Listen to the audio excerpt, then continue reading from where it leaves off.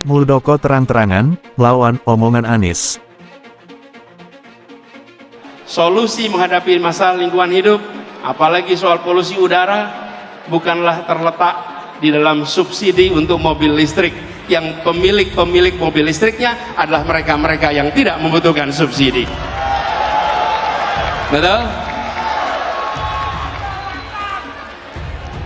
Kalau kita hitung, apalagi ini contoh, ketika sampai pada mobil listrik, emisi karbon mobil listrik per kapita per kilometer sesungguhnya lebih tinggi daripada emisi karbon bis berbahan bakar minyak. Jadi kalau tiba-tiba Anies sekarang menyerang kebijakan pemerintah Jokowi yang mensubsidi mobil listrik, maka itu menunjukkan kemunafikan pada Anies Baswedan. Kemudian kata dia, subsidi itu tidak layak diberikan pada pengguna mobil listrik yang menurutnya dari golongan orang yang mampu. Yang bisa kita ajukan, kemunafikan itu lebih nampak ketika Anies malah menggelar balapan mobil listrik Formula E. Emang balapan listrik itu buat siapa? Wong itu ditonton oleh orang-orang yang mampu, yang bisa membeli tiket, bukan orang nggak mampu.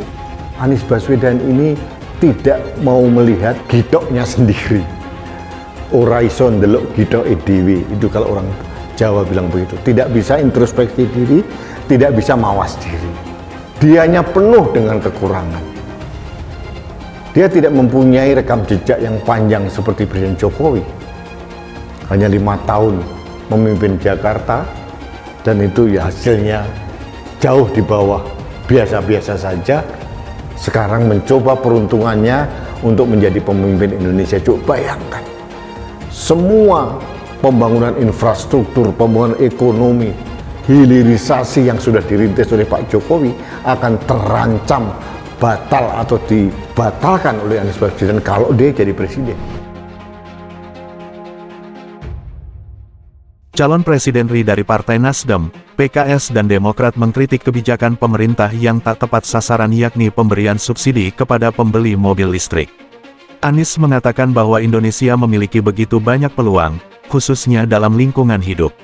Pemerintah harus memastikan sumber daya yang tepat untuk menghadapi tantangan lingkungan hidup. Solusi menghadapi tantangan lingkungan hidup, polusi udara bukanlah terletak di dalam subsidi mobil listrik yang pemilik mobil listriknya yang mereka tidak membutuhkan subsidi. Betul, tegas Anies dalam pidatonya. Kritikan ini berlawanan dengan ucapan Kepala Staf Kepresidenan (KSP) sekaligus Ketua Perkumpulan Industri Kendaraan Listrik Indonesia (Periklindo), Muldoko.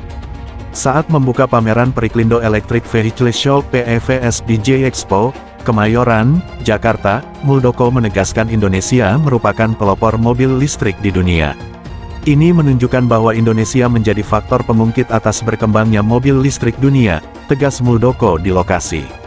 Pada kesempatan tersebut Muldoko bilang ada 2 hal yang menunjukkan Indonesia sebagai faktor pengungkit perkembangan mobil listrik di dunia. Pertama, pada pertemuan KTT ASEAN ke-42 lalu, para pemimpin negara di kawasan Asia Tenggara sepakat membangun ekosistem mobil listrik di kawasan. Menurut Muldoko, dalam KTT ASEAN para pemimpin negara sepakat ingin menjadikan kawasan sebagai pusat pertumbuhan kendaraan listrik. Terlebih, Indonesia memiliki sumber daya yang bisa mendukung keberlanjutan kendaraan listrik. Kedua, ada 4 negara dan 5 negara dengan Indonesia. Indonesia, Malaysia, Singapura, Filipina, Thailand sepakat perlu mengembangkan baterai untuk kepentingan ke depan. Kesepakatan itu akan dilanjutkan dalam aksi nyata dalam riset dan pengembangan bersama, ungkapnya. Selain menjadi pengungkit mobil listrik dunia, di dalam negeri sendiri kehadiran mobil listrik bisa menekan subsidi BBM. Anggaran subsidi energi 2023 tembus 212 triliun rupiah. Angka tersebut termasuk subsidi BBM jenis tertentu sebesar 21,5 triliun rupiah, naik 600 miliar rupiah dari tahun sebelumnya yang hanya 20,9 triliun rupiah.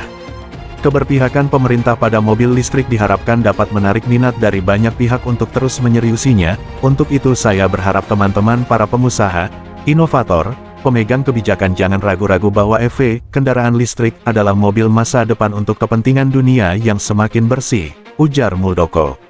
Tidak hanya itu, Muldoko mengungkapkan subsidi atau insentif yang diberikan pemerintah untuk masyarakat membeli mobil listrik justru serapannya rendah.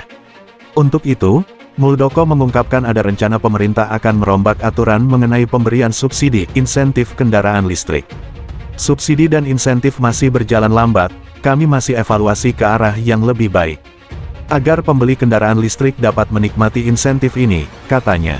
Sedikitnya penjualan terlihat dari aplikasi pembelian motor listrik, di mana pembeli mobil listrik subsidi nyatanya masih sangat sedikit, hanya sekitar 100-an orang saja. Padahal kuota yang tersedia mencapai 200.000 unit. Jika tak ada perbaikan, maka akan banyak kuota yang tidak terpakai.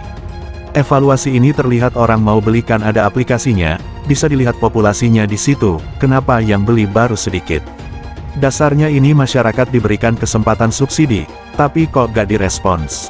Sampai saat ini baru 106 di aplikasi itu, sebutnya. Selain masih tergolong lambatnya penjualan, pemerintah juga melihat bahwa ada pihak tertentu yang harus berat menanggung kebijakan ini, yakni dealer. Padahal, dealer punya pembiayaan yang juga terbatas sehingga tidak bisa terbebani banyak biaya. Karena subsidi tidak bisa dinikmati semuanya, sehingga itu penyebab lambat dan kedua bisa ada restitusi. Jadi pajak 10% dan 1% ditanggung pembeli, tapi dealer menanggung restitusi, nah dikhawatirkan dengan restitusi setah.